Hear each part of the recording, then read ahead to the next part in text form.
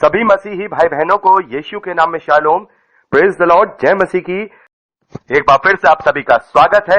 हम अध्ययन कर रहे हैं कुरिन्थियों के नाम पौलुस प्रेरित की दूसरी पत्री और अब समय है कि हम उसके चौथे अध्याय और उसके पहले वचन से आगे का अध्ययन करें।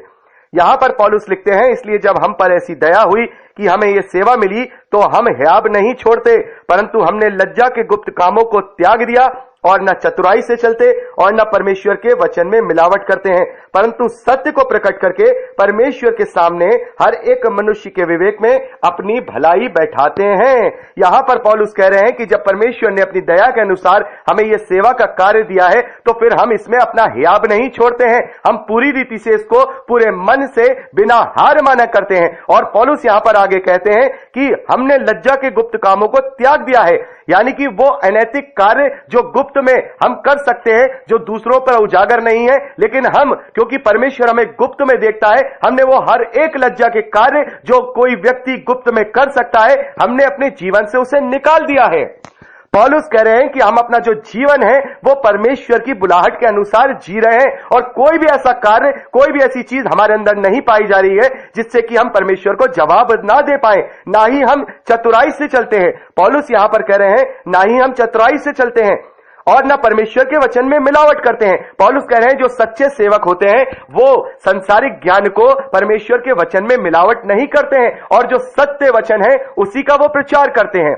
और परमेश्वर के जो यहां पर पौलुस कहते हैं, परमेश्वर के सामने हर एक मनुष्य के विवेक में अपनी भलाई बैठाते हैं। यहां पर पौलुस कह रहे हैं कि सच्चाई की रीति के साथ हम परमेश्वर के वचन का सुसमाचार करते हैं, सुसमाचार का प्रचार करते हैं।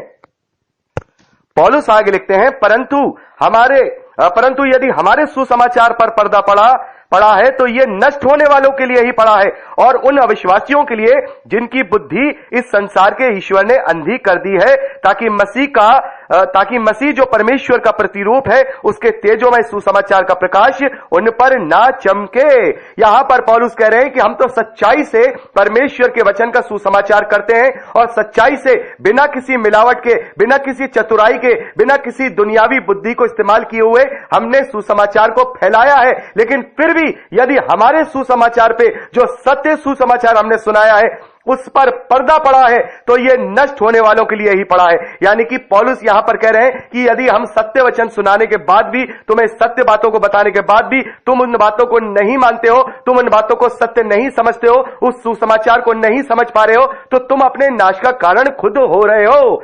यहां पर पौलुस कह रहे हैं और उन अविश्वासियों के लिए भी जिनकी बुद्धि संसार के ईश्वर ने अंधी कर दी है, ताकि मसीह जो परमेश्वर का प्रतिरूप है उसके तेजोमय सुसमाचार का प्रकाश उन पर ना चमके। तो पौलुस यहां पर कह रहे हैं कि जो संसार का ईश्वर है ऐसे लोगों की बुद्धि को उसने अपने कब्जे में लिया हुआ है। संसार का ईश्वर कौन है?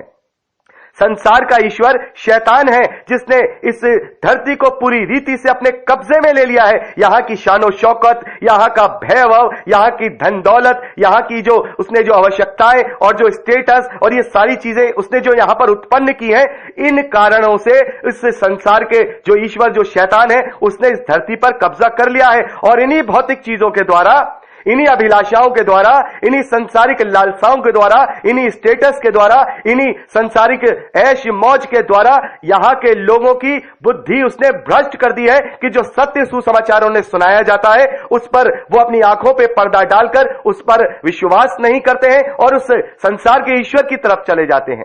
बहुत सारी जगहों पे मैं ऐसा देखता हूं कि जो सेवक हैं, जो अपने आप को प्रभु के दास कहते हैं, बहुत सारी जगहों पे ऐसे मैं देख रहा हूं आजकल ऐसी सेवकाइयां हो रही हैं जिसमें हम देखते हैं कि उन्होंने अपना जो प्रचार है वो पूरी रीति से संसारिक कर दिया है।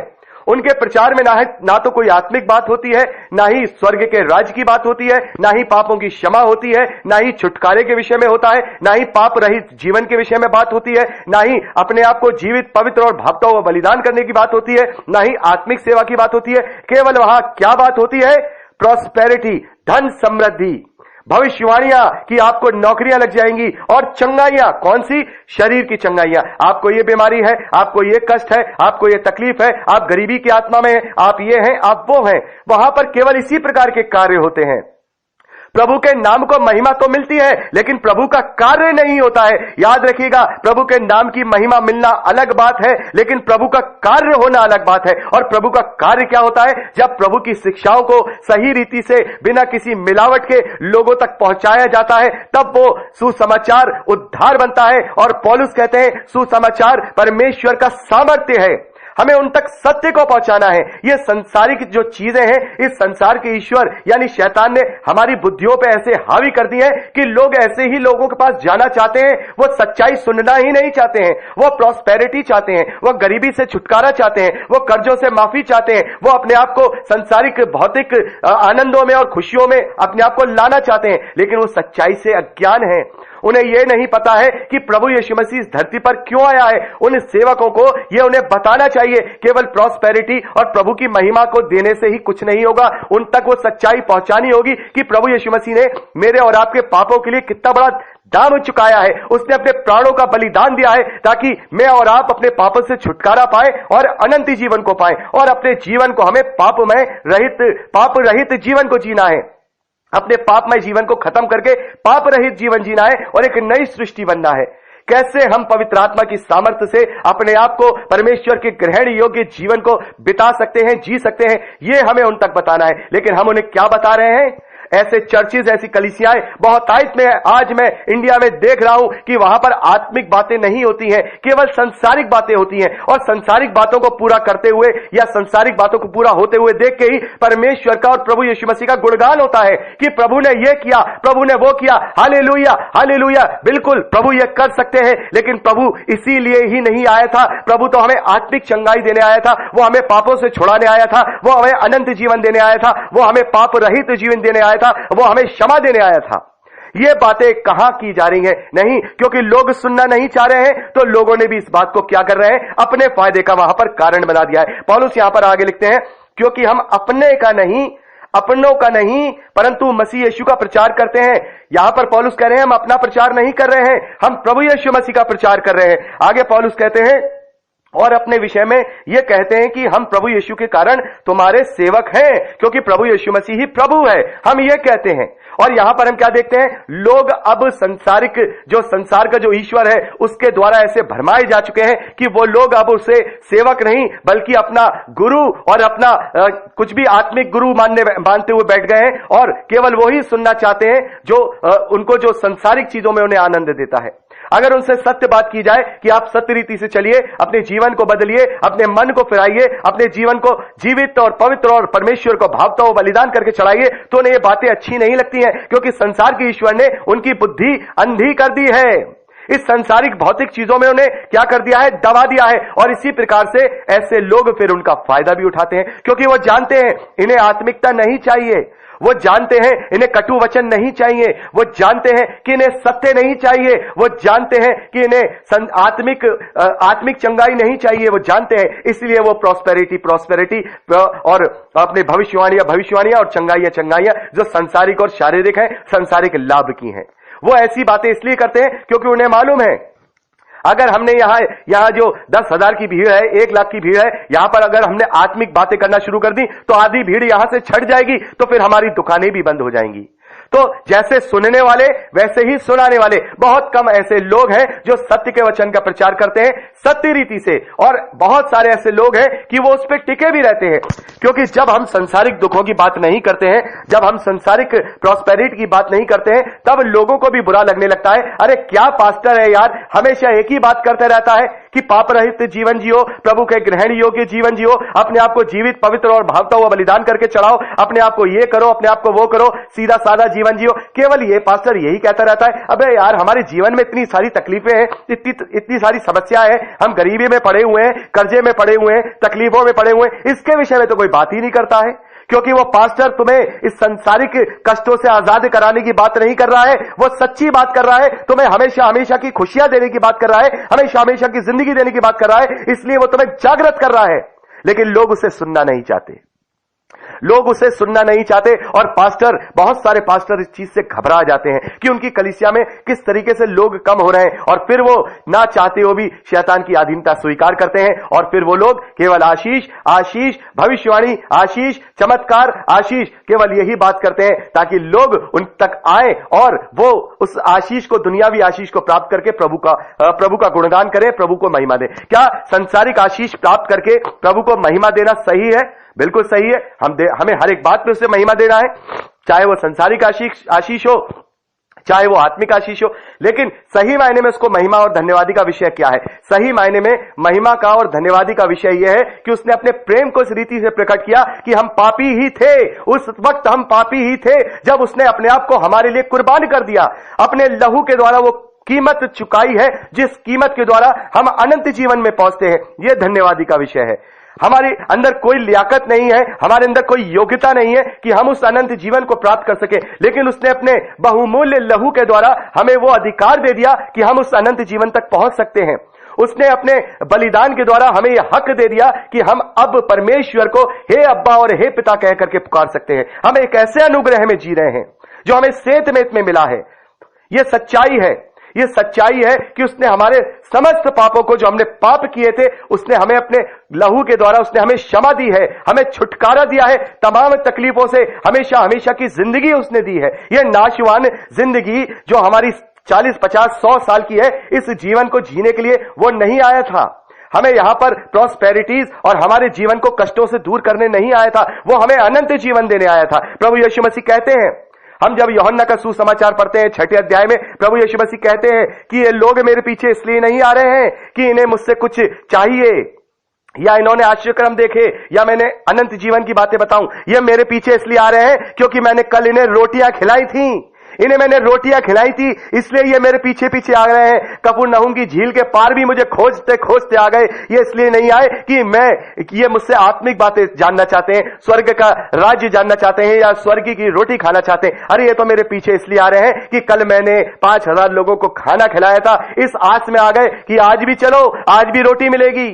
तो इसी आस में लोग जाते हैं और वो लोग उन लोगों को भुलाते हैं क्योंकि वो ऐसी ही बातें चाहते हैं, क्योंकि संसार के ईश्वर शैतान ने उनकी बुद्धि को अंधा कर दिया है ताकि जो प्रभु यीशु मसीह परमेश्वर का प्रतिरूप है, उसके तेजोमय सुसमाचार का प्रकाश उन पर ना चमके। क्योंकि यहां पर पौलुस कह रहे हैं कि हम अपने का नहीं परंतु प्रभु यीशु मसीह का प्रचार करते हैं कि वह प्रभु है, और अपने विषय में हम ये कहते हैं कि हम यीशु के कारण तुम्हारे सेवक हैं।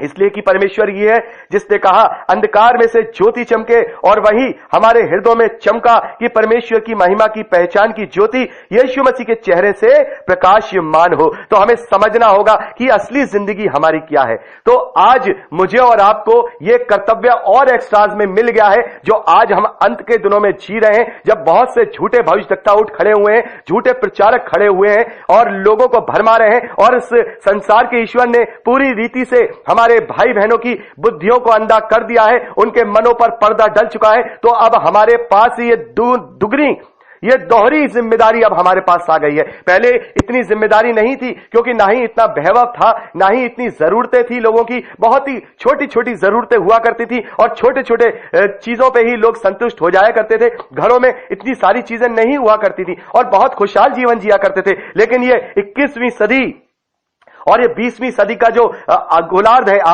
जो 1950 के बाद का जो साल है, और अब तक ये वो समय है जब अंत के दिनों में बड़े क्रोध के साथ शैतान इस धरती पर कार्य कर रहा है, और उसने बड़ी तेजी के साथ, देखिए आप पुराना इतिहास उठा करके देख लीजिए। आप में से बहुत सारे भाई बहन पढ़े लिखे हैं, मैं जानता हूं, वो इतिहास उठा करके देखें। आज से 150 साल पहले से लेकर के आज से 1500 साल पहले तक का जो जीवन था, जो दिनचर्या थी, वो समान थी, एक समान थी। वही बिना मोटर की, बिना लाइट की, बिना किसी मशीनरी की जिंदगी थी। छोटे मोटे आविष्कार तो होते रहते थे, लेकिन जिंदगी वही थी। ना कोई खतरनाक हथियार था, ना ही कोई लग्जरियस लाइफ थी। वैसी ही जिंदगी थी जैसी आज से 1500 साल पहले या 2000 साल पहले थी। वैसे ही जिंदगी आज से 250 से 300 साल पहले तक होती थी। 1700 साल तक कुछ भी नहीं बदला, जबकि हम कहेंगे कि बहुत कम स्पीड से बदला। लेकिन हम देखते हैं कि जो 20वीं सदी है और जो 21वीं सदी है, इसमें बहुतायत से एकदम से आप देखिए, एकदम से हर रोज आप नया आविष्कार देख सकते हैं। आप न्यूज में देखिए, आज ये आविष्कार हो गया, ये आज उससे बढ़कर के कोई आविष्कार हो गया। अरे मोबाइल फोनों को देखिए, पिछले 5 साल में कितनी ज्यादा उन्नत टेक्नोलॉजीज हमारे पास मौजूद हैं आज। कभी कभी हम देखते हैं कि 2 GB 1 GB का नाम सुना करते थे, केवल MBs में हमारी मेमोरीज की स्टोरेज हुआ करती थी। आज हमारी कितनी है, कितनी जीबीओ में है, सैकड़ों जीबी की हमारे पास स्टोरेज है। कितने कितने MP के मेगापिक्सल के कैमराज हैं, कैसे कैसे कैमराज हैं एक एक छोटे छोटे फोन में कि वो कितने भी बड़े बड़े ऑप्टिकल जूम कर सकते हैं। तो ये कब हुआ? ये केवल हुआ पिछले 200 सालों से। और ये हमें प्रकाशित वाक्य बताता है कि अब शैतान बड़े क्रोध के साथ इस संसार पे कब्जा करने में लगा हुआ है और उसने पूरे ग्रुप को तैयार कर लिया है और संसार को क्या कर दिया है, उनकी बुद्धि को अंधा कर दिया है। तो ये मेरी और आपकी अब दोहरी जिम्मेदारी है कि अब हम और ज्यादा आत्मिक होकर के प्रभु के राज्य का प्रचार करें और सच्चाई के साथ, पूरे सच्चाई के साथ, बिना किसी मिलावट के और खासकर एक दूसरे से बिना लड़े। जो आत्मिक लोग हैं, सच्चे प्रचारक हैं, जो प्रभु के वचन को लेकर चल रहे हैं, सत्य बातों को लेकर चल रहे हैं, कोई प्रॉस्पेरिटी, कोई प्रोफेसी, कोई हीलिंग वाली बात नहीं कर रहे हैं, केवल वचन का सच्चा प्रचार कर रहे हैं, ऐसे लोगों को तो और ज्यादा घनिष्ठता के साथ मिल करके प्रचार करना है यदि हम ही आपस में लड़ते रहेंगे। क्योंकि देखिए, अभी हमने पढ़ा था पिछले संदेश में, दूसरे अध्याय में हमने पढ़ा था 11वें वचन में कि शैतान का दांव हम पर ना चले क्योंकि हम उसकी युक्तियों से अनजान नहीं। ये बात हम पढ़ चुके हैं कि शैतान की युक्तियों को मैं और आप जानते हैं और शैतान अपनी अपनी ऐसी ही ईगो वाली युक्ति यहां पर भी जो सच्चे प्रचारक है उनके बीच में भी उनकी ईगो को क्रैश करवा रहा है और उनकी ईगो के अनुसार एक दूसरे से लड़वा रहा है। और जो कलीसिया है वो देखती है जब 2 प्रचारकों को आपस में लड़ते हुए तो वो कंफ्यूज हो जाती है कि हम किसके पीछे जा रहे हैं, कौन सही है कौन गलत है। तो मेरे प्यारे भाई बहनों, हमें इन बातों को भी देखना होगा, अपनी छोटी छोटी ईगो को भी हमें दूर करके इस दोहरी जिम्मेदारी को निभाना होगा। तो यहां पर 16 मिनट से ज्यादा की रिकॉर्डिंग हो गई है। अगली रिकॉर्डिंग में हम बात करेंगे आगे से। प्रभु आपको आशीष दे। Praise Lord.